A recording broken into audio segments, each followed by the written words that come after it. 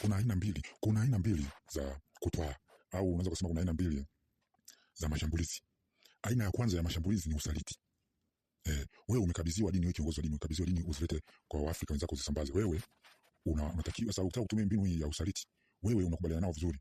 Baada hapo unakuja unawasaliti, unaungana na Waafrika wenzako zidi yake. Unawaambia bwana, mimi nimekabidhiwa hii nchi niongoze kwa misingi ya kidini, lakini naona sio sahihi, kwa hiyo naamua kuwasaliti hao watu, naungana na wenzangu zidi yao.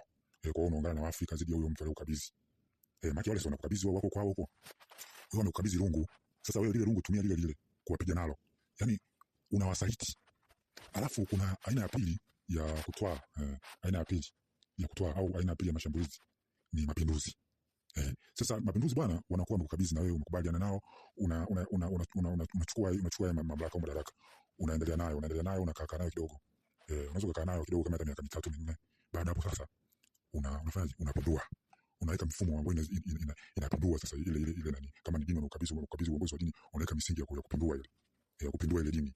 Na kupindua dini ili uache nchi yako salama. Kupindua dini ile ili uache Waafrika salama. Sasa unawezaje kufanya mapinduzi? Sasa unashirikiana na wale Waafrika wenzako. Kufanya nini? Kufanya mapinduzi. Kwa hiyo hizo mbinu mbili za kutwaa au mbinu mbili za mashambulizi ukizitumia vizuri, unawaangamiza kabisa wale watu. Inawezekana Mwarabu kakupa mamlaka ya kuongoza nchi, pia uwe kama kiongozi wa dini. Maana kama umekubaliana na yale masharti yao, lazima utakuwa uko mara mbili, utakuwa kiongozi wa serikali, pia unakuwa kiongozi wa dini. Kwa hiyo unatumia ile mbinu ile ya mapinduzi. Baada ya kukabidhiwa, unakaa kidogo na yale madaraka aliyokabidhi, baadaye unafanya mapinduzi, unaweka mifumo ya kupindua ile dini aliyokabidhi. Kama ni Uislamu, basi unapindua. Hali kadhalika kama ni Mkristo, unakupa uongozi wa kuongoza dini. Unakuwa uwe kiongozi wa dini. Sasa wewe unakubaliana nao vizuri, lakini baadaye unakuja unafanya nini? Unafanya mapinduzi, unapindua wale. Bila woga. Maana ukiwa mshambuliaji utakiwa una woga. Mshambuliaji huwa haogopi chochote. Kwa wewe unatakiwa uvae ujasiri mkubwa sana ili uweze kufanyaje?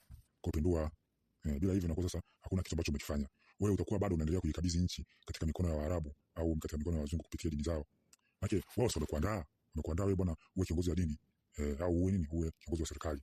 Alafu wanakutumia wale walikutumia, wanakutumia wewe kuiuza nchi katika mikono yao. Wanakutumia wewe kuiuza nchi katika mikono ya wazungu au kuiuza nchi katika mikono ya Waarabu kwa wale Waislamu. Sasa wewe tumia mbinu kama hizo hapo za mashambulizi. Hiyo ya mapinduzi au ya usaliti. Ukiweza kutumia hizo mbinu vizuri, unashinda na Afrika yetu inabaki salama. Sasa ukishindwa, unakuwa kama mtu mwenye dalili za mimba changa. Mimba changa inaonyesha mtu mwenye mimba changa sana wanakuwa waoga sana. Wanakuwa waoga na hawezi kufanya kitu chochote. Bali kila kiumbe kule tumboni kinakuwa kinampa wasiwasi kidogo. Kwa hiyo ukishindwa kufanya hivyo, unakuwa kama mtu mwenye dalili ya mimba changa. Kuna aina mbili za kutwaa, au unaweza kusema kuna aina mbili za mashambulizi. Aina ya kwanza ya mashambulizi ni usaliti. Wewe umekabidhiwa dini, wewe kiongozi wa dini, umekabidhiwa dini uzilete kwa Waafrika wenzako uzisambaze. Wewe unatakiwa sasa, ukitaka kutumia mbinu hii ya usaliti, wewe unakubaliana nao vizuri.